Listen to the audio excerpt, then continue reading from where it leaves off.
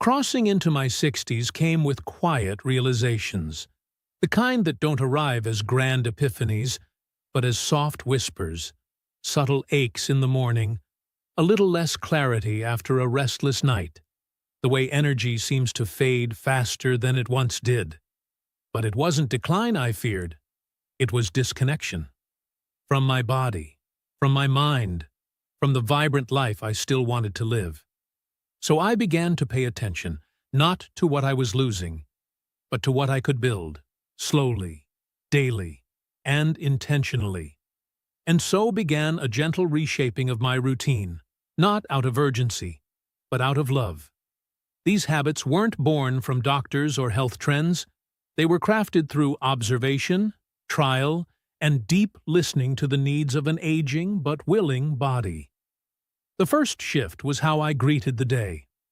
Mornings used to begin in a blur. Coffee first, obligations second, and attention to my own state of being came somewhere far behind. Now, the first thing I do is simple but sacred. I drink a glass of warm water with lemon. It's not revolutionary, but it is grounding. It wakes up my digestive system, hydrates me after sleep, and sets a tone of nourishment rather than depletion.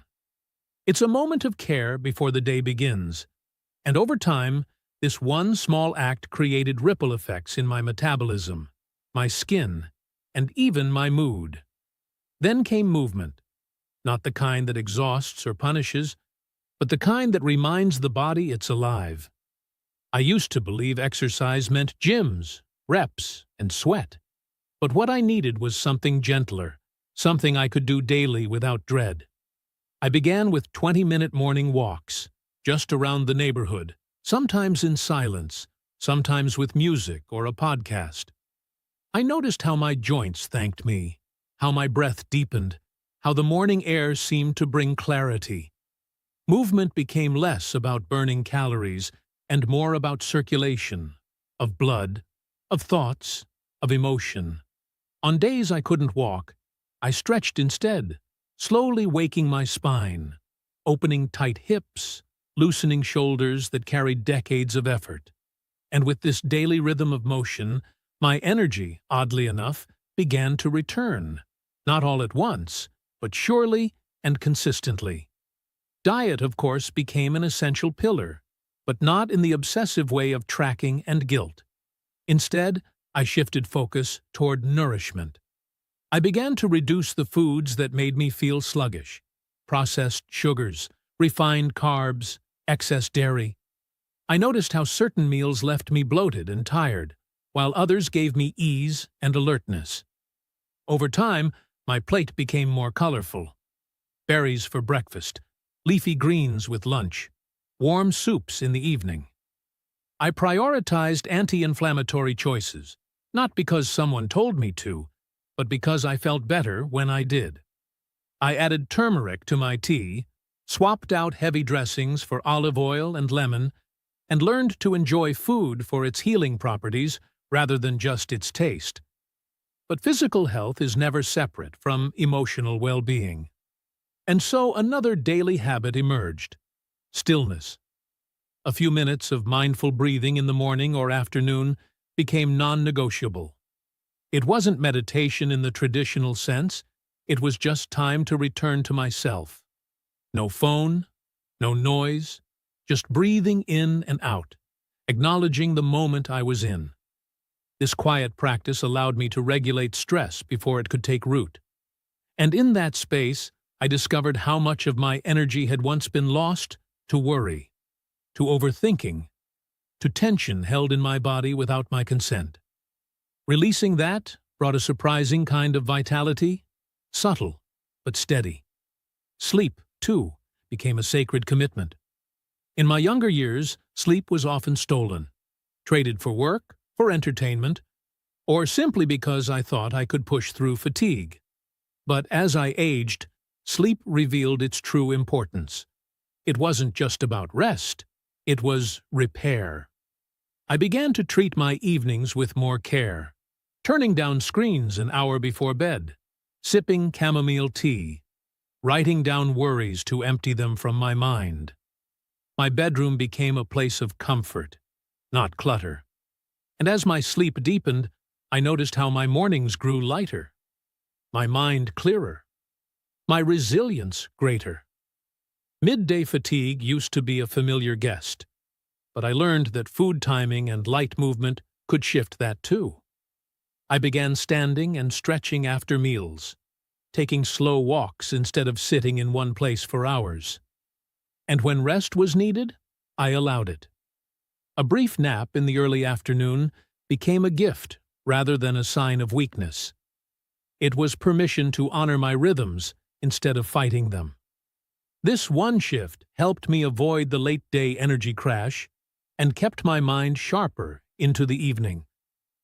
Another quiet habit that made a profound difference was reducing my sugar intake.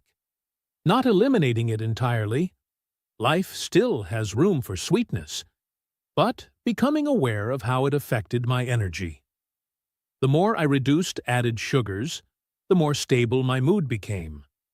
No more sharp highs followed by heavy crashes. My joints felt less stiff, my brain less foggy, my body less inflamed. I learned to read labels, to swap refined snacks for nuts or fruit, and over time, my taste buds adjusted. I didn't feel deprived, I felt empowered. There was also the matter of hydration. It seems so simple, but it's easy to forget. I started carrying a water bottle with me around the house, sipping throughout the day rather than waiting until I was thirsty. Dehydration can mimic fatigue, and I learned that well. On days I drank enough, my energy lasted longer. My skin looked more vibrant, my digestion improved, and I even slept better. A habit so small, yet so essential, often overlooked. And finally, perhaps the most powerful habit of all, gratitude. Each evening, I take a few minutes to write down 3 things that made me smile that day. They are rarely dramatic. The scent of my favorite tea, a kind word from a neighbor, sunlight through the window. But this small act rewired my thinking. It shifted my focus from what was fading to what was flourishing, from the limitations of age to the freedom that comes with perspective. Gratitude, practiced daily, became its own form of energy, lightening my emotional load, softening my heart, and keeping me open to joy. These habits did not transform me overnight. They grew slowly, rooted in intention, and watered by consistency. But over time, they formed a rhythm, a kind of personal symphony that brought balance back into my days. They reminded me that aging is not a surrender, but a shift. And that energy, like health, isn't something we chase. It's something we cultivate, one gentle choice at a time. It wasn't only my body that asked for more care after 60. It was my mind. I began to notice how easily it could drift into monotony if I didn't actively nourish it. Not with stress or stimulation, but with engagement. So I made it a habit to keep my brain active, not through pressure or performance, but through curiosity. Every day, I carved out time for something that made me think. A puzzle, a new book, an article that challenged my views, even learning a few phrases in a different language. It didn't matter what the topic was. What mattered was the act of learning. In doing so, I noticed my memory sharpening, my vocabulary expanding, and most importantly, my confidence in navigating the world around me growing stronger. In tandem with mental stimulation, another quiet but essential daily ritual was maintaining social connection. It's easy, as we grow older, to drift into solitude. Children grow up, friendships shift, routines change. But I learned that emotional energy depends heavily on connection. Not constant chatter, but intentional, meaningful interactions. I made a point to reach out to someone each day. A simple phone call, a short visit, even a kind message sent with love. I didn't always have the energy for long conversations, but I discovered how even a few minutes of shared laughter or honest words could lift the soul. Loneliness doesn't always come from being alone. It often comes from disconnection. And daily connection, even in small doses, became one of the most powerful energizers I had. Purpose, too, became a vital thread. In younger years, identity often comes from roles: worker, parent, provider. But with age, those roles shift, and it's easy to question what purpose remains. I found it in daily acts of meaning, not grand achievements, but quiet contributions. Planting herbs in my garden and nurturing them. Writing reflections to pass on to my grandchildren. Volunteering an hour a week to a local shelter. Purpose doesn't need applause. It needs presence. Each day I asked myself, what small act can I offer that leaves something better than I found it? And in giving, I found myself renewed. Not in body alone, but in spirit. My mornings, once reactive and scattered, became more ritualized over time. I began rising earlier, not out of necessity, but to honor the gift of time. I lit a candle, played soft music, and gave myself permission to move slowly.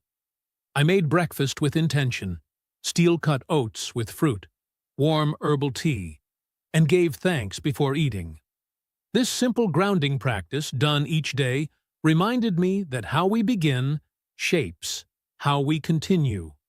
It became an anchor, especially on harder days when energy wavered or motivation ran thin. Ritual, I discovered, gives rhythm to life, and rhythm fuels vitality. And there was the habit of kindness, not just toward others, but toward myself. In younger years, I often treated my body like a machine. Push through, ignore the signs, measure value by productivity. But now, I listen more. When I need to rest, I do so without guilt. When I make a mistake, I offer grace instead of harshness. This habit of self-compassion transformed not only my energy, but my emotional resilience. It's easier to be kind to others when we practice kindness toward ourselves. It's easier to move through the world with peace when we stop demanding perfection. The more I nurtured myself with gentleness, the more energy I had to show up for life fully. Another daily practice that quietly sustained me was staying rooted in spirituality. Not religion, necessarily, but in connection to something greater. Each morning or evening, I took a few minutes to reflect, to pray, or to simply sit in gratitude. Sometimes I journaled a few lines about what I was learning. Other times, I watched the sunset and whispered thanks. Spiritual grounding gave me perspective. It reminded me that life, even with its aches and imperfections, was still beautiful. It gave me strength when my body felt weak, clarity when my thoughts tangled, and hope when the days were heavy. And hope, I found, is its own form of vitality. I also began to be more mindful about light exposure. It seems minor, but daily sunlight, especially early in the morning, did wonders for my mood and sleep. I made it a habit to sit by a window or step outside, even briefly. I didn't always walk far, but I always made space for natural light. It helped regulate my circadian rhythm, improved my vitamin D levels, and subtly lifted my spirits in a way artificial lights never could. It's amazing how nature becomes more sacred the older we get, not as scenery, but as medicine. Equally vital was maintaining flexibility, not just physically, but emotionally. I used to hold tightly to routines, plans, and expectations. But aging teaches humility. Some days don't go as planned. Some goals shift. Energy comes and goes. So I adopted flexibility as a mental habit. If my walk turned into stretching, that was okay. If I needed a slower morning, I honored it. This mindset of adaptability kept me from spiraling into guilt or frustration. It gave me permission to age gracefully, rather than rigidly. And in that space, I found peace. Lastly, I made it a habit to end the day with closure. Not just by turning off lights or locking doors, but by emotionally closing the day. I asked myself what I was proud of, what I learned, and what I was grateful for. I forgave the moments that didn't go well. I let go of what couldn't be fixed that night. And in doing so, I slept with a lighter heart. Energy isn't only preserved through what we do, it's restored through what we release. And releasing daily burdens, even silently, became one of the most healing habits I embraced. Now, looking back, these 10 habits may seem simple, but it wasn't about their complexity. It was about their consistency. They weren't rules I imposed on myself. They were invitations. Invitations to return each day to what nourished me, to what made life feel not just livable, but full. And they worked not because they promised quick fixes, but because they aligned with something deeper, my desire to live fully, joyfully, and gently in the body I'm blessed to still inhabit. Being over 60 isn't the end of vitality. It's the beginning of a more intentional, more awakened way of living. With every small, repeated act of care, we remind ourselves that health isn't about perfection. It's about presence. And with that presence, every day, no matter our age, can still hold energy, clarity, and light.